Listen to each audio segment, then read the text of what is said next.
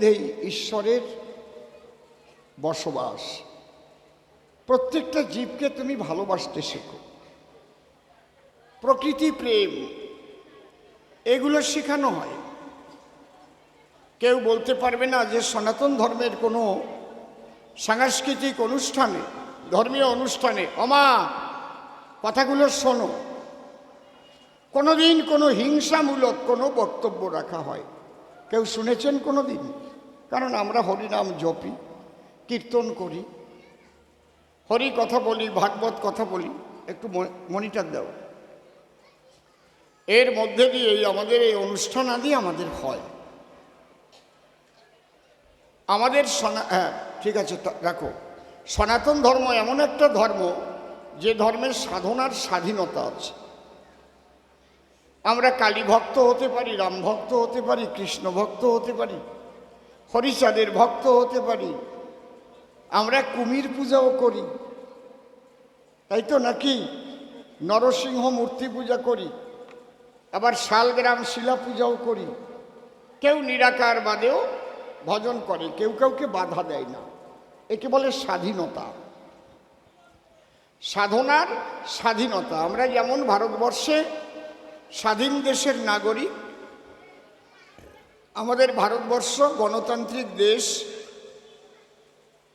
আমরা আমাদের রাজা ভোট দিয়ে তৈরি করি, সেখানে স্বাধীনতা আছে, যে যার যেখানে ইচ্ছা সে বোতাম টিপতে পারে। এরকম কোনো নিয়ম নাই যে এই জায়গা টিপতেই হবে নাকি। যদি কেউ জোরজার করে সেটা আলাদা ব্যাপার, মস্তানি করে সে তো অন্য জিনিস। এই যে ধর্মীয় স্বাধীনতা, এই জন্যেই সনাতন ধর্ম শ্রেষ্ঠ। স্বাধীনতা না থাকলে তো শ্রেষ্ঠত্ব অর্জন করতে পারে না। একনায়কতন্ত্র হয়ে গেলে শ্রেষ্ঠত্ব থাকে না। আমি যা বলবো তাই মানতেই হবে, এর বাইরে গেলে কোতল করে দেব, এইরকম কোনো রকম কিছু নেই। এই জন্যে আমাদের সনাতন ধর্ম সারা পৃথিবীর মধ্যে আদি ধর্ম, এবং যত ধর্ম সৃষ্টি হয়েছে সবই সনাতন থেকেই কিন্তু বেরিয়েছে। যীশুখ্রিস্ট যদি জন্মগ্রহণ না করতেন তাহলে খ্রিস্টান ধর্ম বলে আমরা পৃথিবীতে কিছু জানতাম না। যদি বুদ্ধদেব জন্মগ্রহণ না করতেন তাহলে বৌদ্ধ ধর্ম, এই ধর্মের কোনো অস্তিত্ব আছে বলে আমরা জানতাম না, ঠিক কি না? দিনের নবী হজরত মুহাম্মদ যদি জন্মগ্রহণ না করতেন তাহলে ইসলাম ধর্ম প্রচার হতো না। কিন্তু সমস্ত ধর্মের আগে যে আদি ধর্মটা ছিল এটা সনাতন ধর্ম। ব্রহ্মই সনাতন, সনাতনই ব্রহ্ম। বোঝা যাচ্ছে আমার কথাগুলো? আমরা চাই সারা পৃথিবীতে শান্তি আসুক, সারা পৃথিবীর মানুষ একটা পরিবার হয়ে বেঁচে থাকুক, একে অপরের পরিপূরক হোক।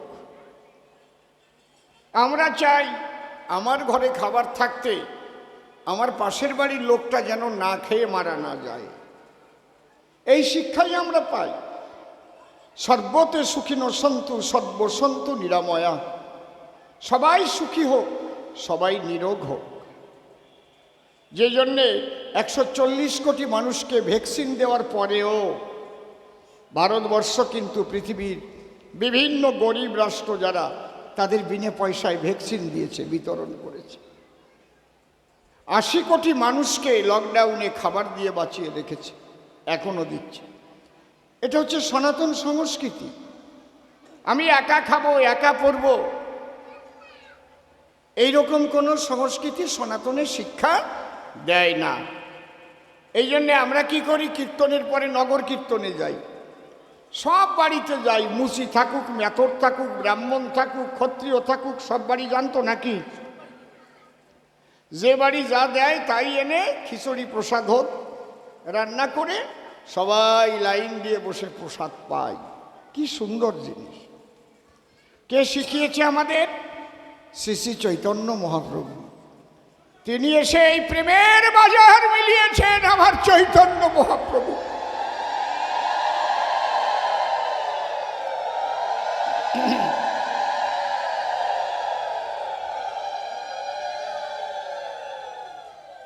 কিন্তু বর্তমান একটু মনিটর দে, মনিটর কমাচ্ছিস কেন?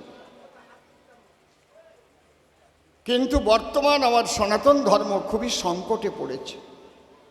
সনাতন ধর্মের এক নাম হিন্দু ধর্ম, পরিবর্তিত হয়েছে। সনাতন ধর্ম খুবই বিপন্ন। আমরা কাশ্মীরে যেটা দেখলাম খুবই দুঃখজনক, খুবই বেদনাদায়ক।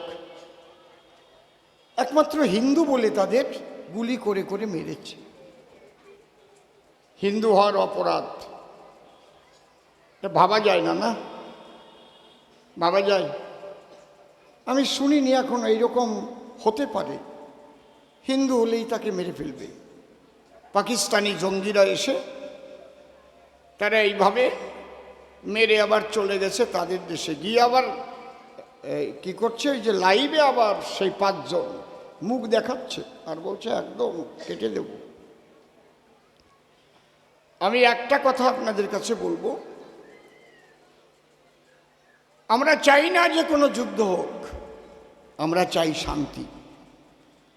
কিন্তু শান্তি, বিশ্ব শান্তি প্রতিষ্ঠার জন্য যদি যুদ্ধের প্রয়োজন হয়, তাহলে কুরুক্ষেত্রের মতো ধর্মযুদ্ধ আবার হবে এবং সারা বিশ্বে শান্তি প্রতিষ্ঠা হবে। তার জন্য আপনাদের এই যে কালী ভক্ত, রাম ভক্ত, কৃষ্ণ ভক্ত, হরি ভক্ত, গাছের ভক্ত, মাছের ভক্ত, যাই কন, কারণ আমাদের মিনত অবতার।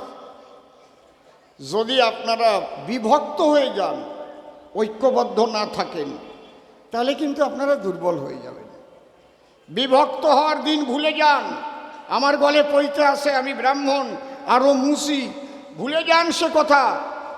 মুচি ভাইকে কোলে নেন, মেথর ভাইকে কোলে নেন, আমরা সবাই একই সনাতনী, আমরা ঐক্যবদ্ধ হয়ে প্রেমানন্দে হরিনাম করব।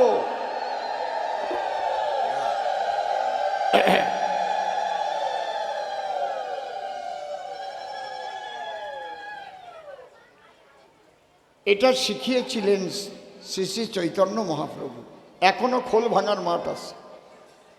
কাজীর অত্যাচারের বিরুদ্ধে সবাইকে একত্রিত করে চৈতন্য মহাপ্রভু তিনি মিছিল করেছিলেন। এটা শিখিয়েছিলেন শ্রী রামচন্দ্র ভগবান। রাবণের অত্যাচারের বিরুদ্ধে সবাইকে ডেকে নিলেন। ভল্লুক বানর যে যেখানে ছিল সবাই রামের সঙ্গে চলে এলো। সবাই ভাবলো আরে বাবা, রামের বউই নিয়ে গেছে, তাতে আমাকে বউ তো আর নাই। যদি আমরা এখন এক না হই তাহলে তো আমরা মরিছি। মনে থাকবে আমার কথাটা নাকি? না আবার ওই আষাঢ় মালা দেখলি ঘেন্না করবেন, আবার আষাঢ় মালার দল তুলসীর মালা দেখলি হিংসা করবেন। এই করবেন নাকি? আর করবেন? করবেন তো মরবেন, কারো বাপও ঠেকাতে পারবে না।